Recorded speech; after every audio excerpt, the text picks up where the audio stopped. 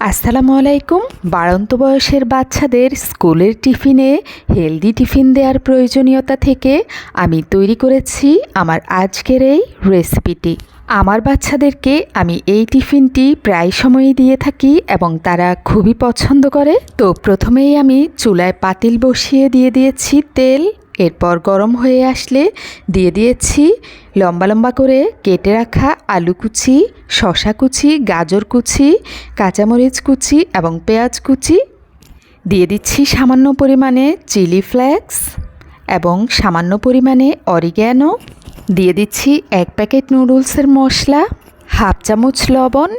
আপনারা চাইলে ঘরোয়া যে কোনো ধরনের মশলা যেগুলো আমরা মাংসের সাথে ইউজ করি ইচ্ছে করলে দিতে পারেন।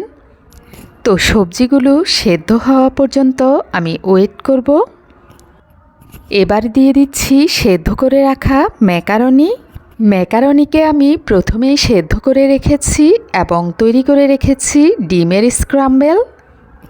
কিভাবে ডিমের স্ক্রাম্বল তৈরি করতে হয় সেটা আমি আপনাদের সাথে একদিন শেয়ার করব। নর্মালি একটা ডিমকে ফেটিয়ে নিয়ে সাদা সাদা ভেজে নিতে পারেন, এটাই হলো ডিমের স্ক্রাম্বল। শেষ পর্যায়ে এসে আমি দিয়ে দিয়েছি 2 টেবিল চামচ টমেটো সস। আমি এজন্যই টিফিনটাকে হেলদি বলবো, কারণ আমি এতে দিয়েছি আলু, গাজর, শসা, ম্যাকারনি এবং সাথে দিয়েছি ডিম এবং সস। তো তৈরি হয়ে গেল আমার বাচ্চাদের জন্য খুব হেলদি টিফিন। সবাই ভালো থাকবেন। আল্লাহ হাফেজ।